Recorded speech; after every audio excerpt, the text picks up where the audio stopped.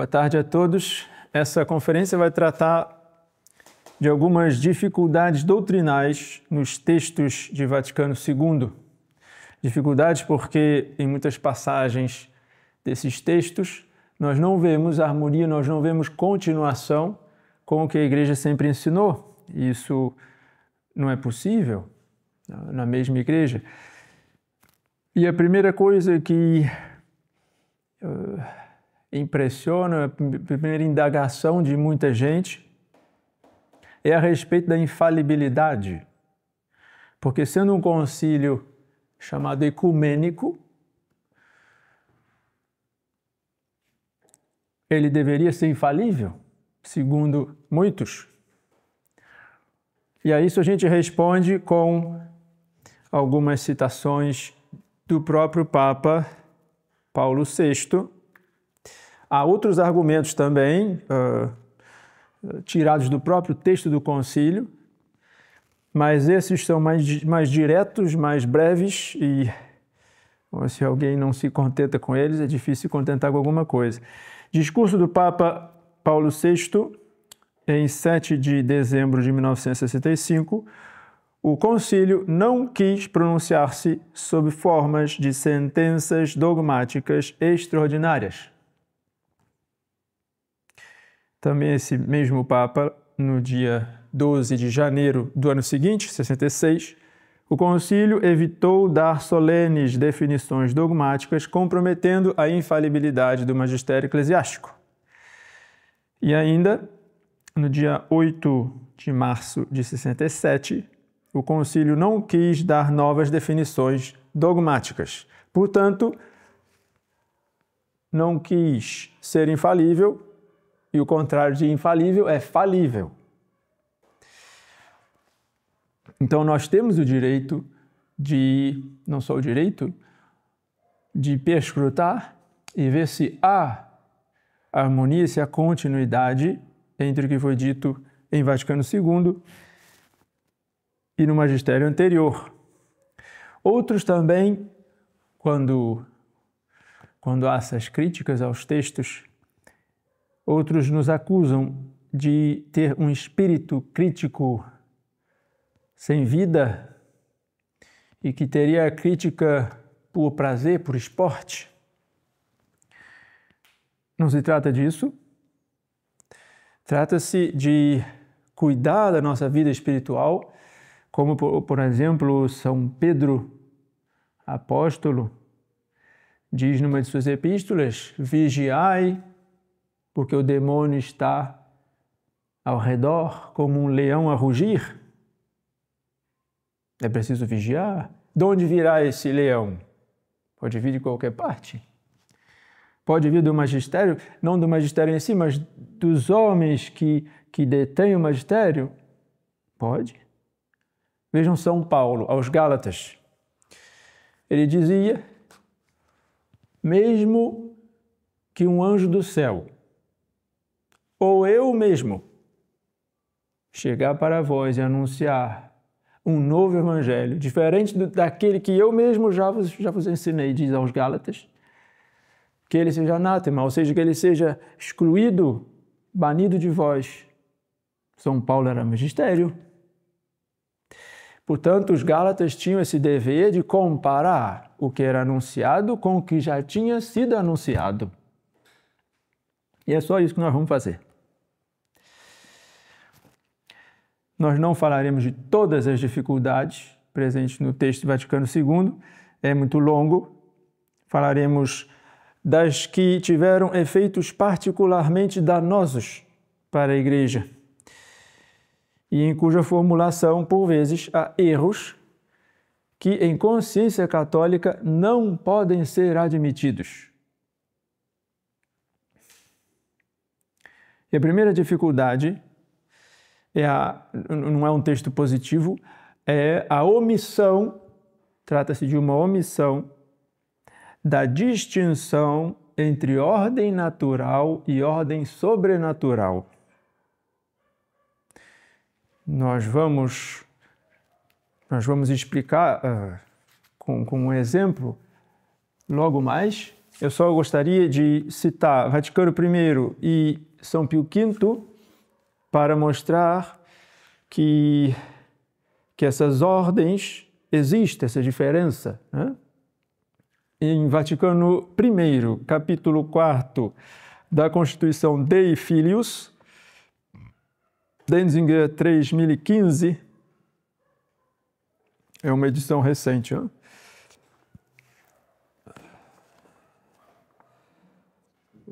Nós temos então que eles explicam as duas maneiras de conhecermos a Deus. O constante sentir da Igreja Católica tem também sustentado e sustenta que há duas ordens de conhecimento distintas não só pelo princípio, mas também pelo objeto. Ou seja, a força que vai nos fazer conhecer, o princípio de conhecimento é distinto e o objeto que é conhecido também é distinto nessas duas ordens. Pelo princípio, visto que numa conhecemos pela razão natural e na outra pela fé divina, e pelo objeto, porque além daquilo que a razão natural pode atingir, são propostos para crermos mistérios escondidos em Deus. E aí a parte sobrenatural. E vamos agora a uma proposição condenada de Miguel Baius, Denzinger 1934.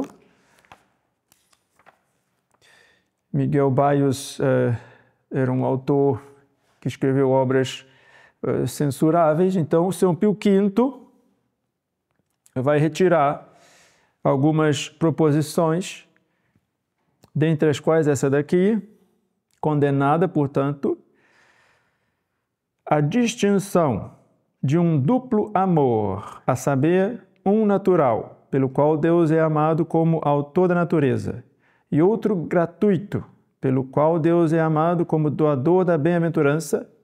Essa distinção é vã e imaginária, e inventada para burlar as Sagradas Escrituras e os múltiplos testamentos ou testemunhos dos antigos.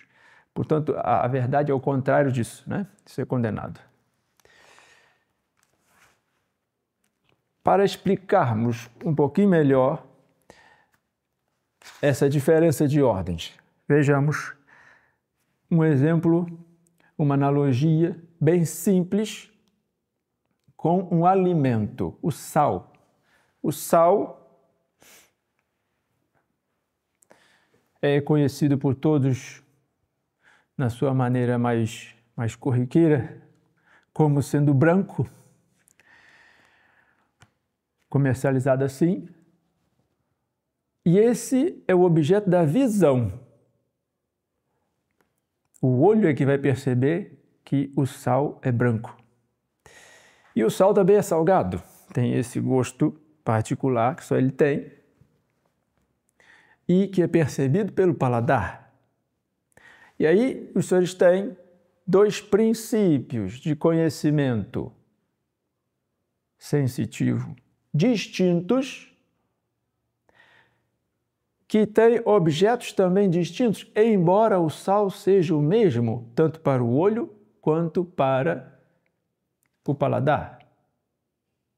Princípios distintos, objetos distintos, no sentido em que para cada um há um aspecto do sal distinto, que é explorado, que é atingido. E assim, ordem natural e ordem sobrenatural vão se distinguir também. Nós podemos conhecer a Deus com as forças da natureza, com as forças que a gente recebe no nascimento e depois vão se desenvolvendo com a natureza. Basta olhar a criação e nós chegamos à conclusão que há um Criador. Aristóteles já percebeu isso e não tinha fé. É a natureza que percebe. Pois bem, nós temos também um outro princípio de conhecimento, que é a fé, que é acrescentado à inteligência, e assim nós podemos conhecer outros aspectos de Deus que a razão natural não pode atingir. E agora vem o que é mais importante. Esse segundo princípio de conhecimento, a fé, é indispensável para a salvação. São Paulo, é impossível agradar a Deus sem a fé. E Jesus Cristo, Ele mesmo, quem acreditar será salvo, quem não acreditar será condenado. É muito simples. Pois bem, um autor francês chamado Henri de Lubac, jesuíta de Lyon, escreveu um livro chamado Surnaturel, Sobrenatural, que era mais ou menos a Bíblia da Nouvelle Teologia a respeito da graça, né? E nesse livro ele mistura essas duas. É como essas duas ordens. É como se a visão, por muito treinar, por se tornar muito aguçada, a visão conseguisse sentir o gosto do sal. Olha só. O princípio visível passa a atingir o objeto do outro princípio cognitivo. Para ele, haveria homogeneidade entre a natureza e a sobrenatureza. E esse livro teve uma grande influência em muitos bispos. Por exemplo, o cardeal Garonne de Toulouse era muito amigo do Henri de Lubac. E, evidentemente, teve consequências no concílio. Por exemplo, essa intervenção do cardeal Suenens, que era o cardeal de Bruxelas. Ele era membro da comissão de coordenação e, numa sessão dessa comissão, ele fez uma relação, isso está consignado nas Acta Sinodalia de Vaticano II, volume 4º, parte 1ª, na página 526. Lá ele diz: os padres conciliares pediram que houvesse uma estima dos valores profanos sob o aspecto teológico, de modo que se evitasse completamente, omnino, o falso dualismo entre ordem meramente natural e sobrenatural. Como assim, falso dualismo? A Igreja sempre disse, nós acabamos de citar, que há duas ordens diferentes pelo princípio e pelo objeto. Agora é um falso dualismo? Eles não ousaram negar isso num documento conciliar, negar de maneira positiva, direta. Eles tinham lá muitos bispos ainda que teriam, enfim, feito um tolle. O próprio Papa, tanto João XXIII quanto Paulo VI, talvez não teria aceitado. Então, o que eles fizeram? Eles simplesmente omitiram a distinção e introduziram frases que implicitamente vão aceitar esse princípio do de Lubac, de que não há mais duas ordens distintas. Exemplo, na Gaudium et Spes, nós temos aqui, pela sua encarnação, o Filho de Deus uniu-se, de certo modo, a todo homem. Depois nós temos parágrafo 41, 22. O mistério do ser humano só se ilumina, isso é o parágrafo 22, só se ilumina, de fato, à luz do mistério do Verbo encarnado. O mistério do ser humano só se ilumina à luz do mistério do Verbo encarnado. Ora, o Verbo encarnado é um mistério de fé. E o ser humano, em primeiro lugar, é natureza humana. Então, eles estão querendo dizer assim, a gente só entende a visão quando ela chega a sentir o gosto. Mistura as duas coisas. Continuando, O primeiro homem, Adão, era a imagem do homem futuro, Cristo Senhor, muito bem, isso a igreja sempre disse. Cristo, o último Adão, enquanto revela o mistério do Pai e de seu amor, manifesta plenamente o homem ao próprio homem e descobre-lhe sua altíssima vocação.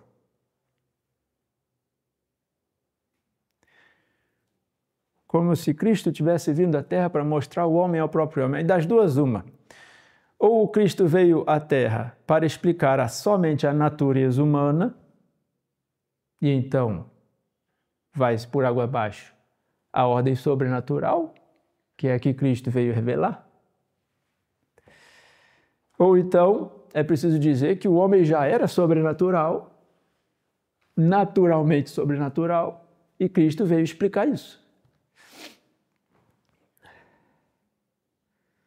E descobre-lhe sua altíssima vocação. Por que não disse aqui que a vocação é para o céu, sobrenatural? Por quê? Se os senhores pegarem o Catecismo de Trento, por exemplo, o primeiro parágrafo, o proemium desse catecismo, é a distinção entre natureza e sobrenatureza, de que é necessário ter um conhecimento acima das nossas forças e que para isso existe um magistério. Primeira coisa que eles fazem.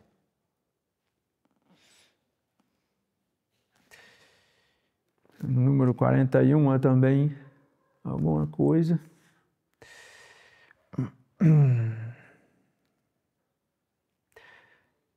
Tendo a Igreja, por sua parte, a missão de manifestar o mistério de Deus, o último fim do homem, ela abre ao mesmo tempo ao homem o sentido da sua existência, ou seja, a verdade íntima acerca do homem.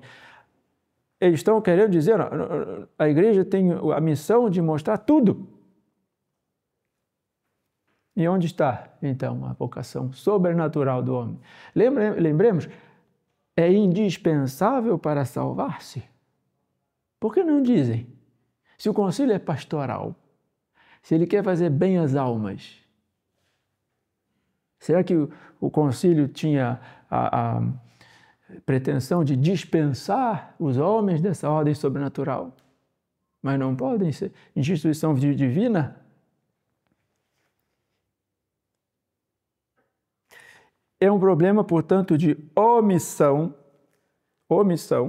Nenhum lugar do concílio eles negam a distinção de maneira aberta. Mas é uma omissão grave, uma omissão muito grave. A título de comparação, vejam só, por exemplo, no Código de Defesa do Consumidor aqui do nosso país, Brasil, lei número 8078 de 1990. Omitia dizeres ou sinais ostensivos sobre a nocividade ou periculosidade de produtos nas embalagens, nos invólucros, recipientes de publicidade.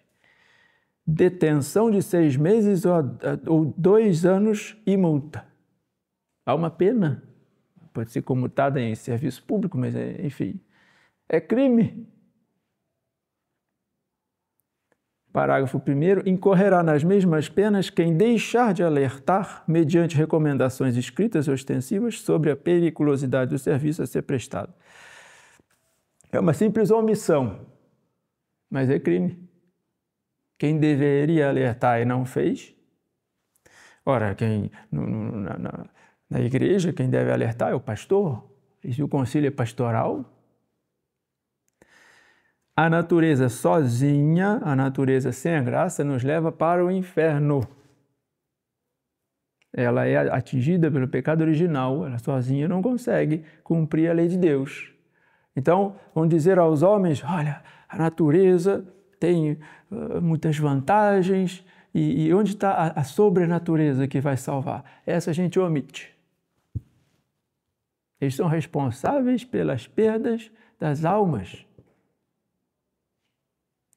E haverá consequências nos outros documentos que nós vamos explorar. Isso para o problema da distinção entre ordem natural e sobrenatural. Nós vamos agora passar para uma outra dificuldade, que é a liberdade religiosa, em um documento chamado Dignitatis Humanae.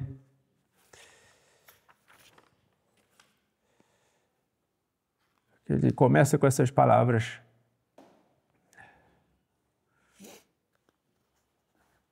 Nesse documento, muito como se fosse o troféu do cardeal Bea, que conseguiu esse documento para agradar a membros de outras religiões, pelo menos ao testemunho de Dom Lefebvre. Eu não consegui achar os jornais que ele diz terem publicado essas entrevistas entre o cardeal Bea e membros da B'nai B'rith em Nova York, encontros nos quais o cardeal teria perguntado aos judeus o que é que vocês esperam da igreja, e eles responderam: a liberdade religiosa. Se vocês fizeram uma declaração sobre a liberdade religiosa, toda polêmica entre nós vai cessar. E como o cardeal Bea era responsável pelo secretariado de ecumenismo, unidade das religiões, ele queria agradar. É uma das explicações, porque não é fácil explicar esse documento, a existência dele. São tantas as passagens do magistério anterior contrárias a esse documento, e até mesmo existem passagens do próprio cardeal Bea no concílio defendendo a realeza social de Cristo Rei, nas actas sinodália. Por exemplo, nos debates sobre a Gaudium et Spes, ele diz lá com todas as letras: Cristo tem supremacia, domínio completo sobre a vida social, econômica e política dos estados. Esse mesmo cardeal lutou e conseguiu esse documento. Mas não nos espantemos, os modernistas não se importam com coerência. Não se importam com coerência. São Pio X já tinha percebido isso, ele colocou na Pascendi. Eles se contradizem o tempo todo, é um esporte para eles, não é alarmante, porque eles são imbuídos da filosofia moderna, pós-kantiana, existencialista, personalista, que não considera a substância das coisas. Então a contradição para eles não existe. Ou se existe, ela existe quando eles querem. Sobretudo em matéria espiritual, fica fácil para eles fazer esse tipo de ginástica intelectual. Vamos achar esse documento.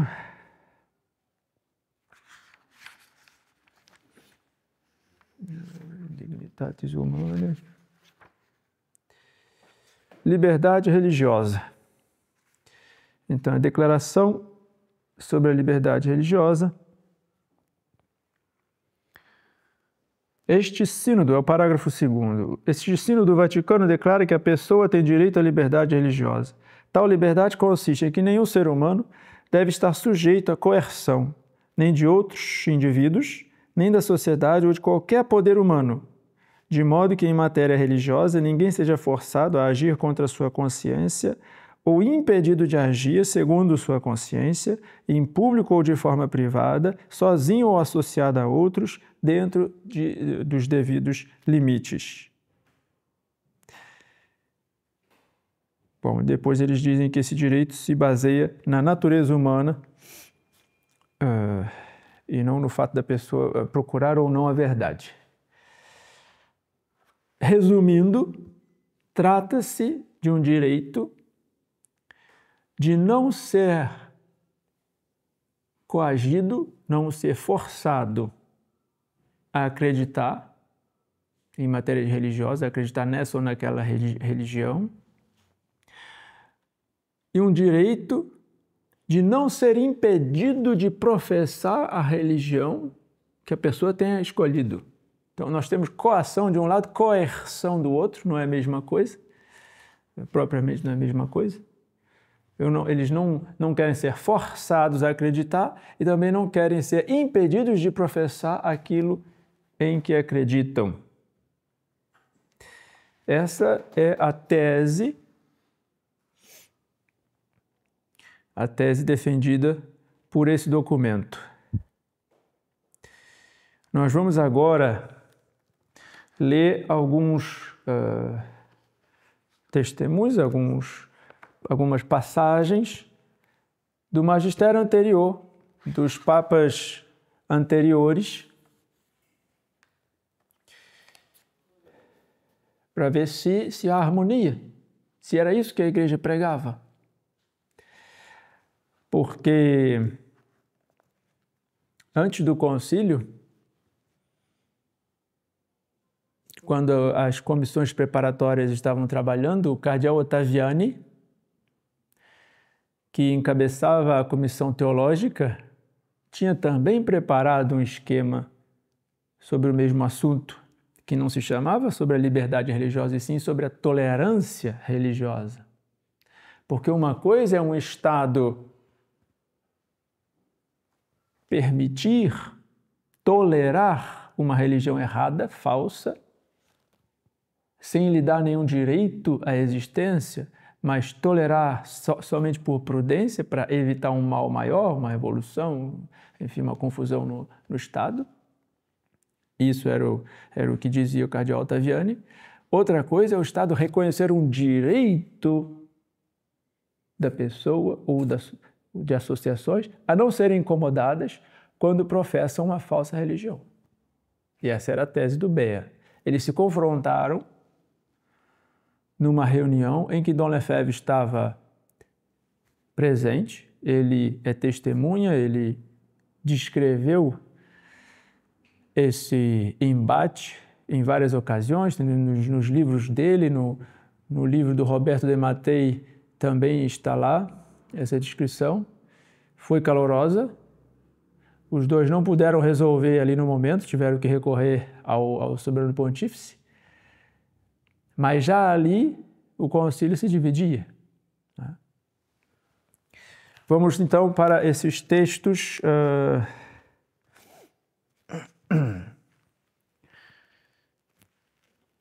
Nós temos, em primeiro lugar, textos do Papa Pio IX. Pio IX fez uma encíclica, Quanta Cura, e anexou a essa encíclica muitas proposições tiradas da literatura de seu tempo, proposições que foram condenadas. A igreja pastoral, verdadeiramente pastoral, não teme condenações. Ela sabe que ela continua sendo maternal e ela é muito maternal quando ela faz essas condenações. Quantas vezes uma mãe diz a seus filhinhos: não faça isso, não vá por ali, não meta o dedo na tomada, não morda o fio, etc. Essas negativas são cuidado materno. E o fato do Concílio Vaticano não ter querido condenar não é uma atitude pastoral. Vamos aos textos de Pio IX. Do Sílabus, que é o conjunto, então, dessas proposições condenadas. Proposição 15ª. Cada pessoa é livre de abraçar e professar a religião que, guiado pela luz da razão, julgar ser verdadeira. Proposição condenada. Cada um é livre. Não é livre, não. A igreja nunca disse isso. Proposição 77. Em nossa época, não é mais conveniente ter a religião católica como única religião do Estado, com exclusão de todos os outros cultos.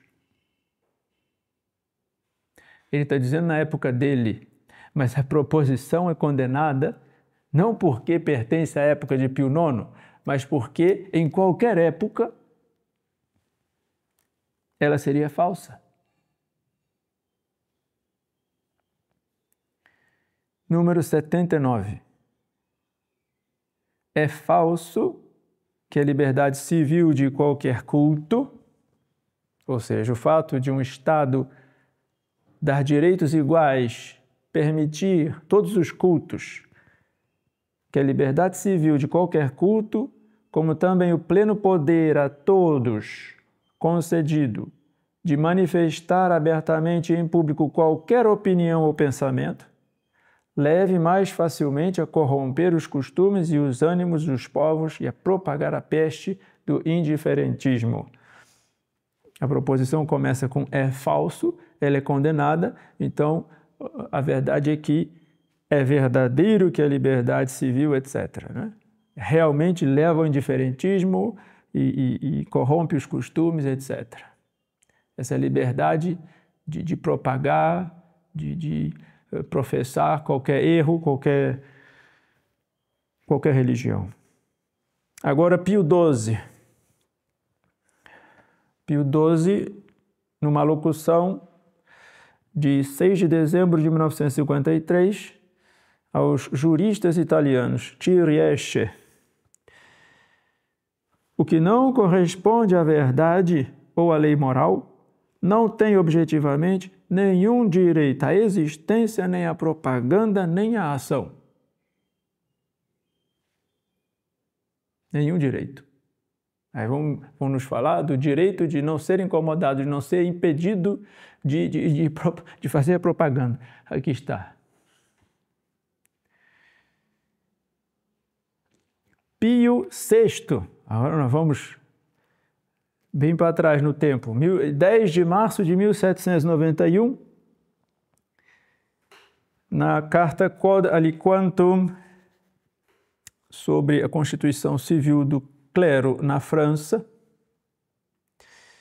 Nessa carta, diz ele, fica estabelecido como um direito do homem em sociedade essa liberdade absoluta que não somente assegura o direito de não ser inquietado sobre suas opiniões religiosas,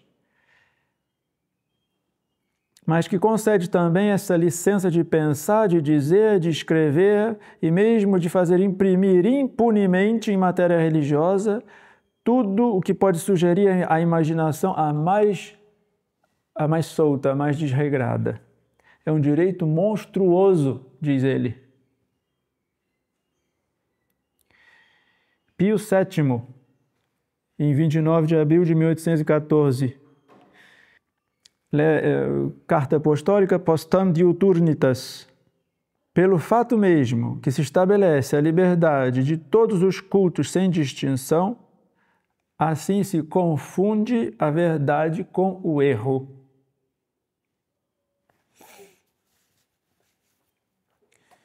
Gregório XVI, na encíclica Mirari Vos, condena a liberdade de consciência, segundo a qual cada indivíduo tem o direito de escolher e professar a religião que lhe aprouver. Condenado.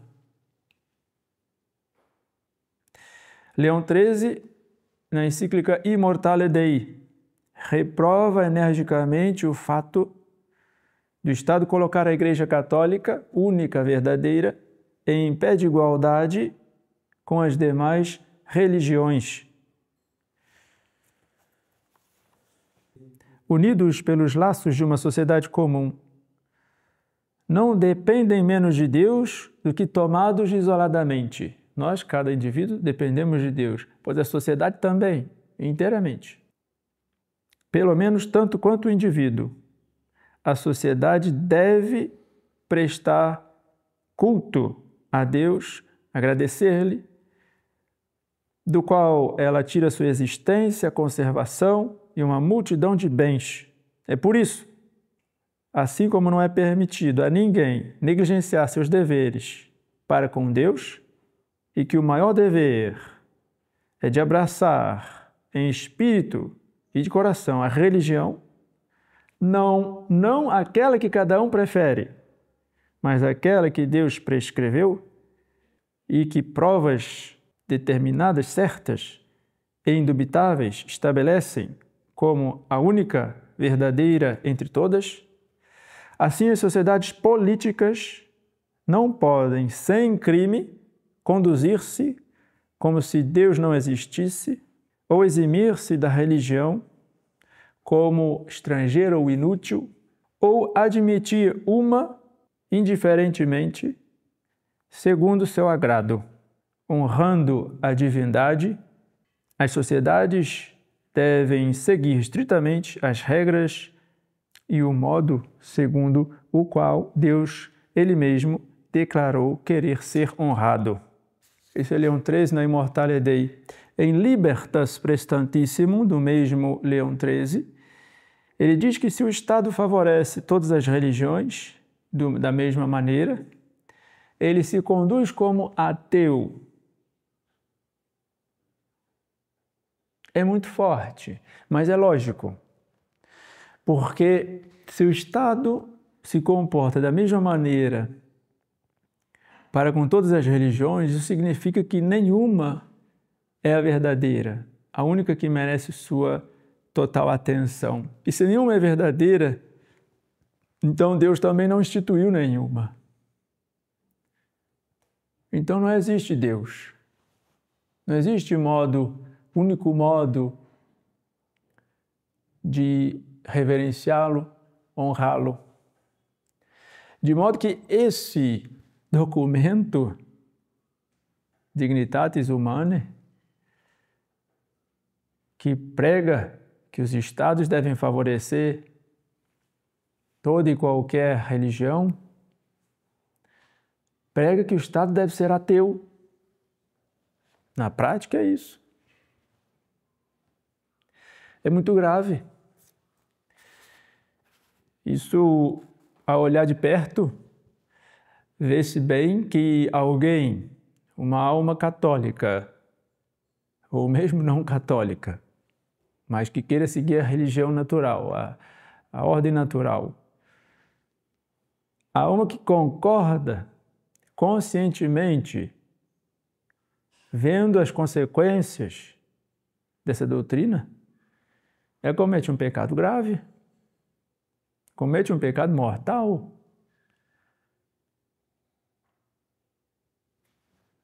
Se espantam muito por aí que há uma distância entre a tradição, entre os fiéis da tradição e a hierarquia. Mas quando nos pedem para cometer um pecado mortal, o que é que nós vamos fazer?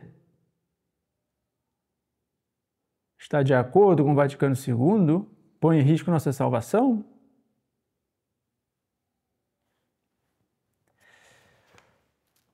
Houve, evidentemente que o argumento seria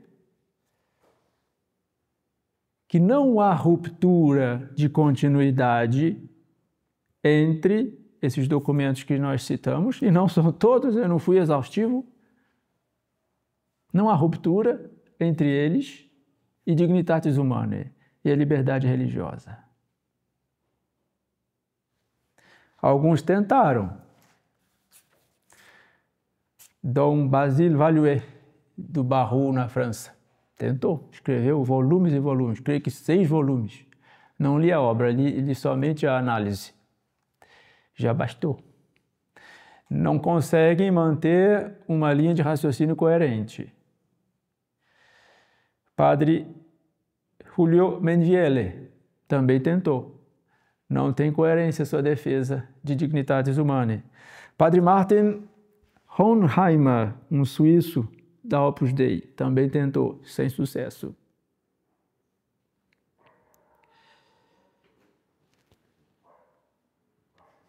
Isso porque fica claro que era uma doutrina nova, E é tão claro que os próprios modernistas o reconhecem. Alguns tradicionalistas tentaram defender, mas o próprio Ratzinger, por exemplo, no livro Os Princípios da Teologia Católica, eu estava aqui numa edição francesa, Tequi, em 1985, página 427, ele reconhece que a liberdade religiosa, Dignitatis Humanae, é um anti-syllabus, um contra-syllabus, ou seja, se choca contra a doutrina de Pio IX. E ele se sai com a escusa de que aquela doutrina era válida para o tempo de Pio IX e que, um século volvido, já não era mais verdade, não era mais conveniente manter aquela doutrina. E cai, portanto, na condenação de São Pio X, em Lamentabile, na qual ele diz que os modernistas pregam uma verdade evolutiva, uma verdade que segue não a substância imutável das coisas, e sim as mudanças dos tempos, as circunstâncias humanas. A verdade deve se adaptar, dizem esses modernistas. O decreto lamentável os condena. E há também o padre Congar, que foi até feito cardeal depois, Yves Congar, ele diz num livro chamado A Crise na Igreja e Monsignor Lefebvre, La crise dans l'Église et Monsignor Lefebvre, na página 51 a 54, ele reconhece que o combate foi acirrado no concílio para conseguir fazer passar a Dignitatis Humanae, mas ele estava do outro lado. E ele diz, não se pode negar que a afirmação da liberdade religiosa pelo concílio diz materialmente outra coisa que o sílabus de 1864. Inclusive, quase o contrário das proposições 15, 77 e 79 desse documento. Cá estão. É que o sílabus defendia um poder temporal. O sílabus não defendia um poder temporal. Defendia a doutrina de sempre. Ele é que acha isso. Defendia um poder temporal, ao que, considerando a nova situação, o papado renunciou em 1929. Seria a data da nova concordata com a Itália. Ou seja, para ele, era uma doutrina temporal, uma simples atitude prática do Papa para aquele momento. E nós vimos que, enfim, cada pessoa é livre de abraçar e professar a religião que, guiado pela luz da razão, julgar verdadeira. Por que tem que achar que isso é para defender o poder temporal? É falso que a liberdade civil, etc., conduz ao indiferentismo. Está condenado. Claro que conduz ao indiferentismo em qualquer época.